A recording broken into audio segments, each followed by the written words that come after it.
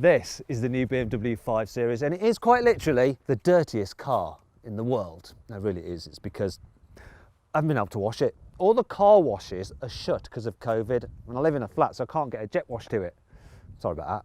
It's ironic, really, because this version of the 5 Series is actually cleaner than its predecessor because BMW has updated it with mild hybrid technology.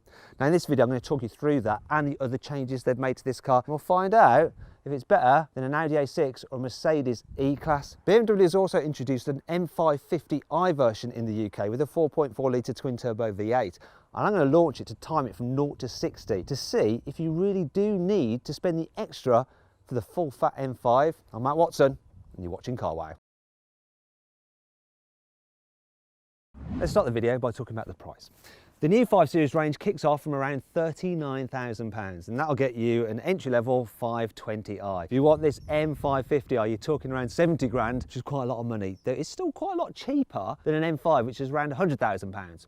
I'm going to talk you through the design changes BMW has made to this 5 Series as part of this midlife update. So you've got some new LED tail lights, very smart, some new bumper designs. This being the M550i, you get an even more aggressive bumper than the normal cars. And look, even got a diffuser. It's fake, that diffuser. At least the exhausts aren't fake. BMW keeping it real with real exhaust pipes, not like you'll find on an Audi A6 or even Mercedes E-Class. Moving down the side, they're giving the car some new alloy wheel designs, ranging from 17 inches, which are going to be too small, to these 20s. The rest of the car down the side is the same as before. It's quite a conservative looking thing, this 5 Series. The only thing that breaks it up really is this air vent here. It's not fake either, it's real. It does smooth airflow down the side of the car. At the front, you've got some new bumper designs, and you get a different bumper depending on if you have the SE model, the M Sport, or this M550i, which is the most aggressive. Big change here at the front is the fact the grille's got wider. Be thankful they haven't gone full crazy BMW grille like they have done on the very latest cars, but it is definitely wide, and they've got some new headlights which are pushed further out and around the side of the car, and as a result, this car is definitely more of a goat. And I'm not talking about greatest of all time, I'm talking about goat. You know, eyes on the side of its head. Anyway, let's check out the interior. What's changed in here? Changes in here are minimal. The biggest one is this. You now have a 12-inch infotainment screen rather than the 10 inches you used to have before. Extra 2 inches is definitely welcome. It's a nice big screen, very, very crisp graphics, responsive. The iDrive infotainment system's good. It's easy to navigate. You can touch screen it. You can use the swivel wheel, the shortcut buttons, the touchpad, gesture controls. Yeah, I love a bit of gesture control personally. Got voice commands. Now, I don't use any of this actually because now BMWs give you Android Auto, not just Apple CarPlay, and you can connect your phone wirelessly as well, both Apple CarPlay and Android Auto. You don't have to have wires, which is brilliant. And I just use Android Auto and Google Maps to navigate around, even though the BMW gesture controls. Now, anyway, even though the BMW satellite navigation system with live traffic updates is very good. Now, some other changes in here are some new trims, nice, and yeah, really that's about it. Oh, some new seats, and that really is it. That's your lot.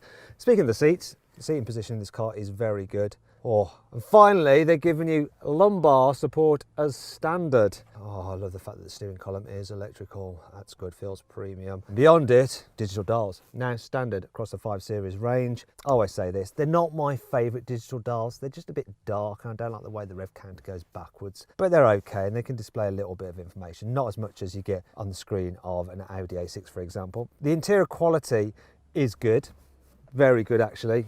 BMWs just feel solid, they really do, more solid than a Mercedes E-Class and an Audi A6 on the inside. I just don't think the design is quite as interesting. It's a bit like the exterior, it's a touch conservative. The interior design of the ES is more interesting, and if you want to find out a little bit more about that car, I've just put a little link which will be popping out in the top right hand corner of the screen. If you click on that, you can go check it out. I've also put a link below the video if you want to just do it that way instead. If not, stay with me, we'll continue because we're going to talk about cubby spaces. They're all right in this car.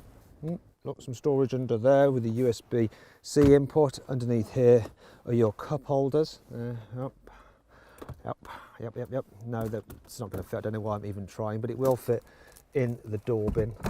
Big practical door bins. Being a BMW, you always get these little extra storage areas here, which are lined with felt, so that whatever you put in there, such as your keys, do not rattle about when you're driving. If I can shut it.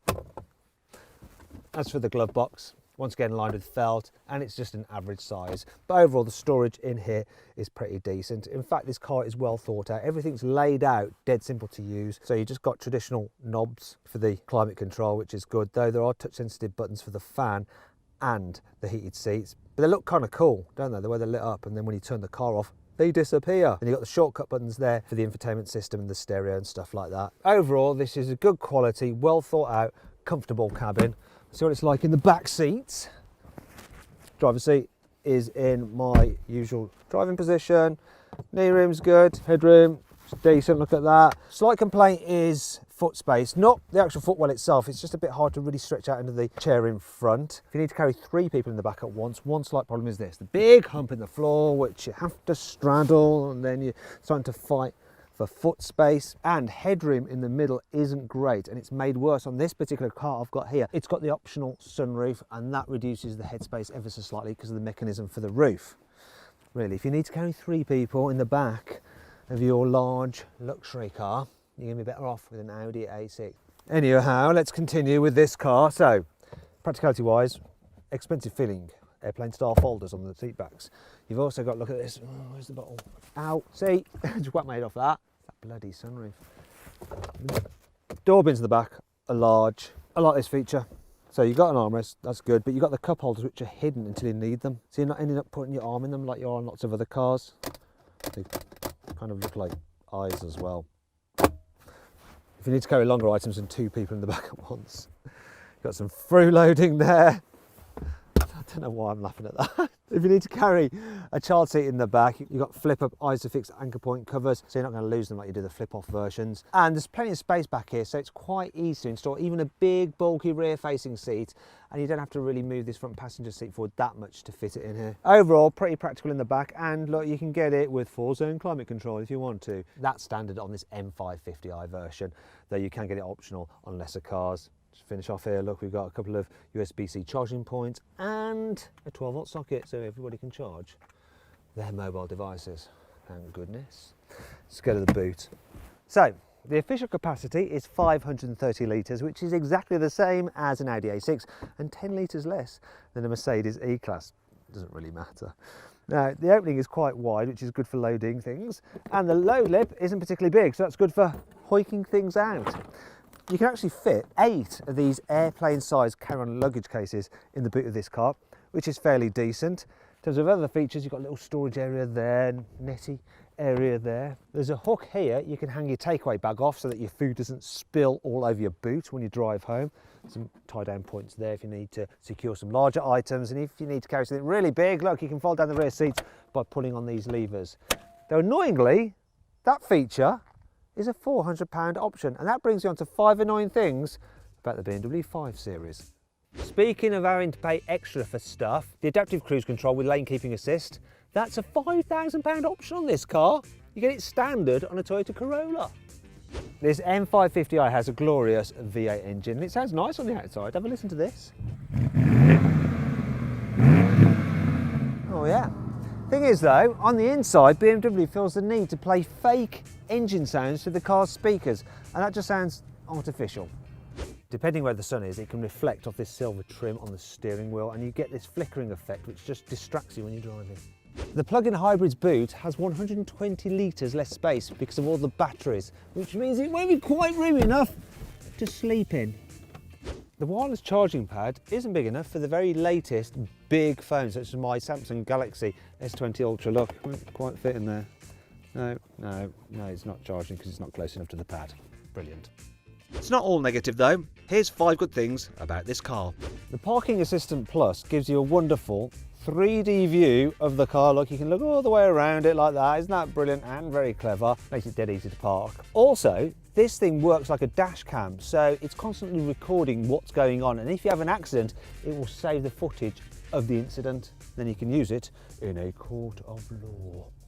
You can get the car with BMW's latest frickin' laser lights. With frickin' laser beams! So they can shine up to 600 metres up the road, and they're absolutely brilliant, and they'll do that thing with a blank out part of their beam. So they don't dazzle oncoming drivers, though it looks like I've automatically blanked out part of their beams by getting the car so dirty. Let's see what they look like. There we go, come on, clean that up a bit. Let There be light. It's better. M Sport cars get upgraded M brakes. They also get lowered stiffened suspension. You can upgrade to lowered stiffened adaptive suspension. Now this M550i gets that as standard, and a limited slip rear differential for better corner exiting traction. You can get certain versions of the 5 Series with rear wheel steering, so that'll turn the back wheels in the same direction as the front wheels when you're going quickly to aid high speed stability, or in the opposite direction when you're going slowly to improve low-speed manoeuvrability. You can also get active anti-roll bars. They use special motors to counteract the twisting force on the roll bar when you go around the corner to help make the car stay as flat as possible. Look, this car has it and it just won't lean. I don't know what I'm doing. If you've got the all singing, all dancing, fully automatic cruise control system, it works with the car's navigation system, and you can tell when there's a lane change, and it will safely change your lane so that you don't accidentally filter off down the wrong exit. One of the major changes to this new 5 Series is that it gets mild hybrid technology. So you have a little electric starter motor that can provide an 11 horsepower boost, so a bit more responsive when you overtake, and it does help save fuel. The range kicks off with the 520i. That has a 2-litre turbocharged petrol engine with 184 horsepower. Then there's the 520d, which has a 2-litre diesel engine with 190 horsepower. Then there's the 530d, which has a 3-litre 6-cylinder diesel engine with 286 horsepower. Then there's the plug-in hybrid, starting with the 530e. That has a 2-litre turbocharged petrol engine and an electric motor and a combined 292 horsepower. Then there's the 545e, which has a 3-litre straight-six petrol engine with an electric motor and a combined 394 horsepower. And finally we come to this engine, 4.4-litre twin-turbo V8 with 530 horsepower and 750 newton-meters of torque. Now all 5 Series are either rear-wheel drive or all-wheel drive, and they all get an 8-speed automatic gearbox. Okay, let's see how quick this car can go from 0 to 60 miles an hour. Got my specialist timing gear here. Put it into sports mode for the gearbox, sport handling mode for the traction, sport mode everything else. Launch control active. Come on, what are you going to do? Oh, struggling on the change there. Whoa! We got it. 3.84 seconds. When it was changing from first to second, it lost a bit of traction as well. Could have probably gone quicker. BMW says this car did 0 to 60 in 3.8 seconds, so pretty much bang on the money then. Finally, time to take this BMW 5 Series for a drive, and let's start off with what it's like in town.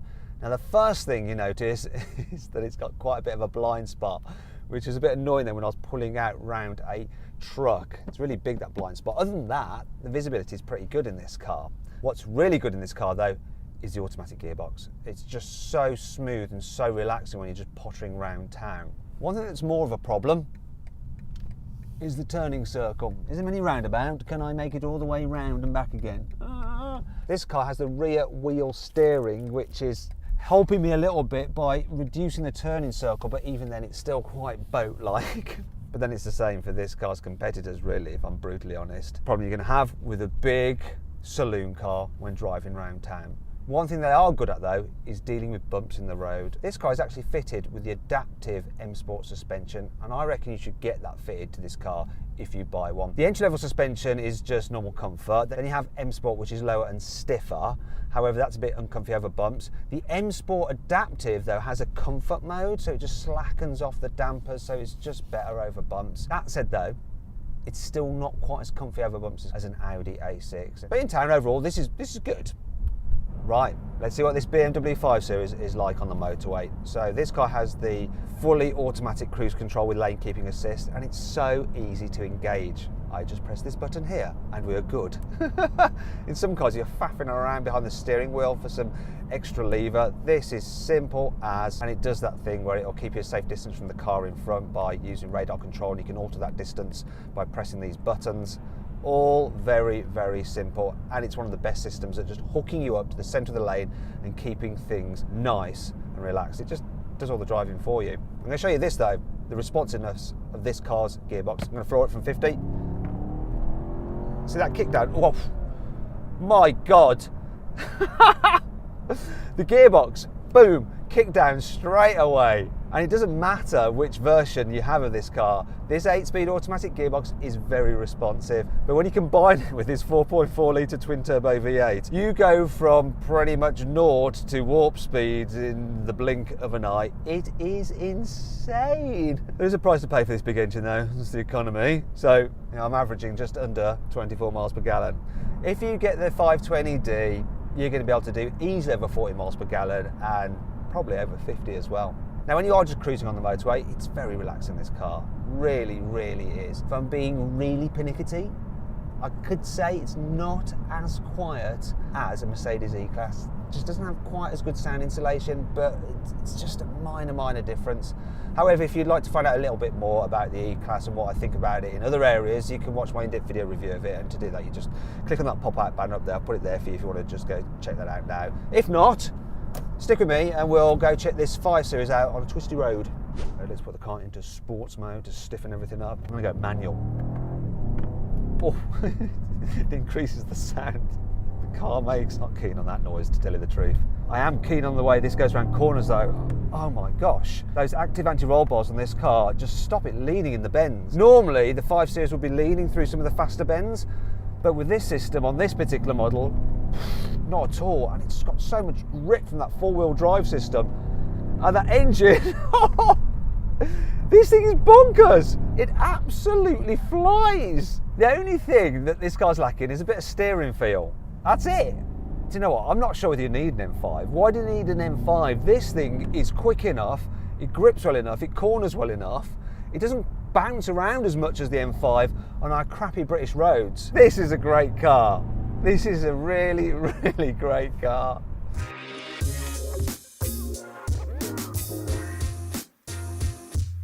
So then, what's my final verdict on the BMW 5 Series? Should you avoid it? Should you consider it? Should you shortlist it?